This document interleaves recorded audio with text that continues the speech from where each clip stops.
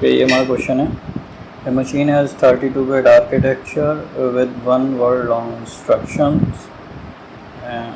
It has 64 registers, each of which 32-bit long.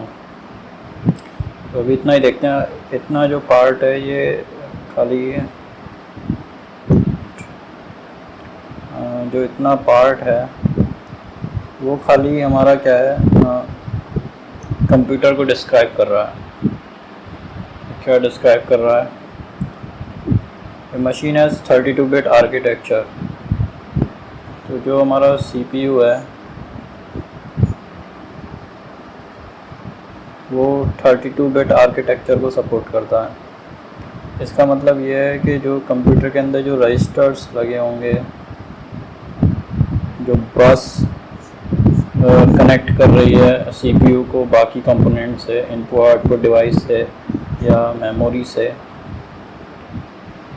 और जो memory का जो वर्ड साइज़ है वो सारी चीज़ें आपकी 32-बिट लॉन्ग होंगी। जो बस जो कनेक्ट कर रही है वो 32-बिट लाइंस होंगी। उसमें जो रजिस्टर होंगे उसका साइज़ भी, हर रजिस्टर का साइज़ आपका 32-बिट होगा। तो ये जो आर्किटेक्चर है वो ये सारी चीज़ें बताता है। उसके बाद क्या है? It need to support 45 instructions which have 45 instruction को इस कंप्यूटर को सपोर्ट करना है, अलग अलग टाइप के instructions.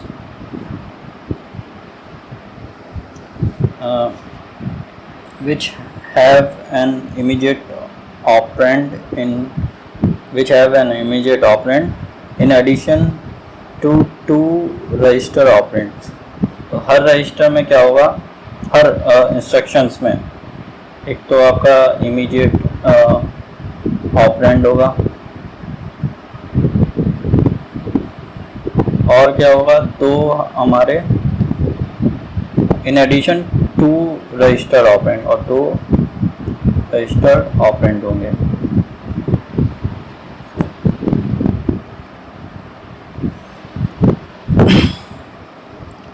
Assume that immediate operand is unsigned number।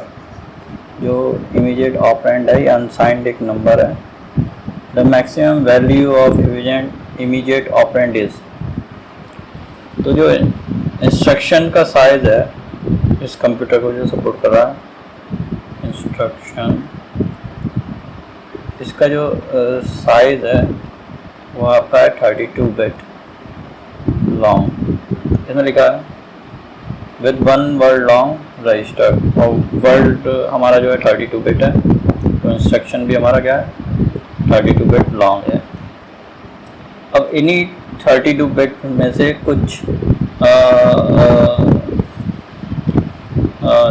45 अलग अलग टाइप के इंस्ट्रक्शंस हैं, तो उन्हें सपोर्ट करने के लिए 45 जो इंस्ट्रक्शन है उन्हें अलग अलग एड्रेस करने के लिए कुछ बिट्स तो ये ले लेगा, और जो आपके जो रजिस्टर्स हैं ये 2 अलग अलग रजिस्टर्स को एड्रेस करने के लिए, और 2 अलग अलग एड्रेस को रजिस्टर करने के कुछ बिट तो ये खा जाएंगे।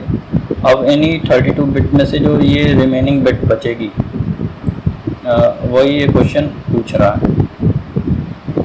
तो 45 अलग अलग इंस्ट्रक्शंस को एड्रेस करने के लिए हमें कितने बिट की ज़रूरत पड़ सकती है? तो आप यहाँ पे आ जाइए।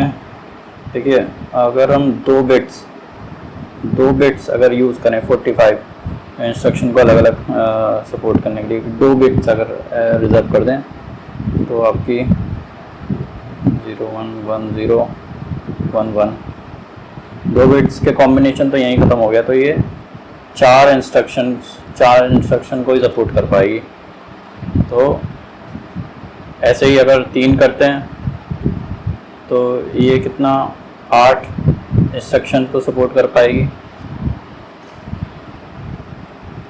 अगर हम 5 बिट रिज़र्व कर देते हैं 2 to the power 5, 5 बिट अगर रिजर्व कर देते हैं तो हमारा कितना 32 अलग अलग इंस्ट्रक्शंस को सपोर्ट कर पाएगी। इसी तरह अगर 6 बिट देखें तो ये 64 अलग अलग इंस्ट्रक्शंस को एड्रेस कर पाएगी।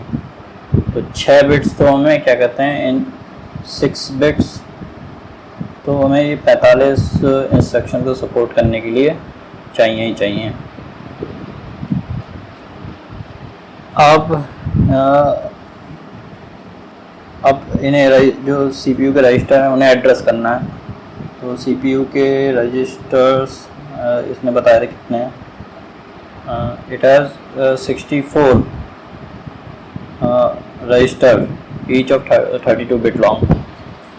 तो 64 रजिस्टर हैं, तो हर एक रजिस्टर को एड्रेस करने के लिए हमें फिर से 6 बिट की ज़रूरत है। 6 बिट इसके लिए, 6 बिट इसके लिए। तो कितना हुआ, 6 हमारे इंस्ट्रक्शन को एड्रेस करने के लिए, 6 हमारे दोनों रजिस्टर को एड्रेस करने के लिए, टोटल कितना हो गया 18। अब बची हुई बिट कितनी है, 32 में से हम 18 माइनस कर देते हैं तो आपका आ गया